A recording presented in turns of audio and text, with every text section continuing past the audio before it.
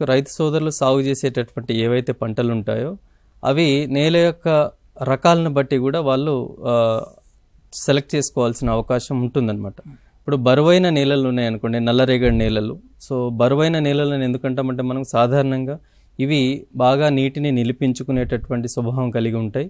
దాంతోపాటు మనకు వీటిలో పోషకాల శాతం మామూలుగా మనకు తేలికపాటి నేలలతో పోల్చుకున్నట్టయితే బరువైన నేలల్లో ఏంటంటే పోషకాలు చాలా ఎక్కువ ఉంటుందన్నమాట.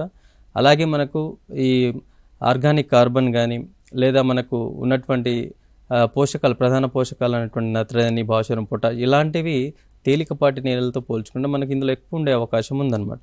సో కాబట్టి అటువంటి నేలల్లో, బరువైన నేలల్లో మనకు పెద్దగా మనకు ఎరువులు ఏవైతే ఉంటాయో వాటిని ఎక్కువగా వేయాల్సిన అవసరం లేకుండా కూడా మనం పంటలు పండించుకోవచ్చు.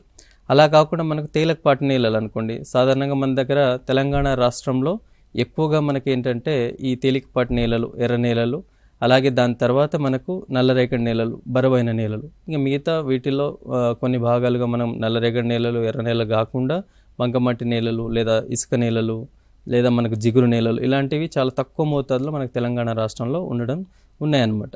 అయితే తేలికపాటి నేలలకు వచ్చేసరికి మనకి ఏంటంటే నీటిని నిలిపి ఉంచుకునే కెపాసిటీ కానీ లేదా పోషకాల శాతం కానీ, సో గాలి ప్రసరణ ఇవన్నీ కొంచెం మనకి ఏంటంటే బరువైన నేలలతో పోల్చుకున్నట్టయితే చాలా కొంచెం తక్కువ ఉండే అవకాశం ఉంటుంది. సో అటువంటి నేలల్లో మనం సరైన ఎరువుల యాజమాన్యం అనేది కంపల్సరీ పంటను బట్టి, అది కూడా మనకి ఏంటంటే తెలంగాణ రాష్ట్ర వ్యవసాయ విశ్వవిద్యాలయం వారు సూచించినటువంటి ఏవైతే రికమెండేషన్స్ ఉంటాయో దాని మోతాదుకు మించకుండా కంపల్సరీ రైతు వాడాల్సిన పరిస్థితి ఉందన్నమాట.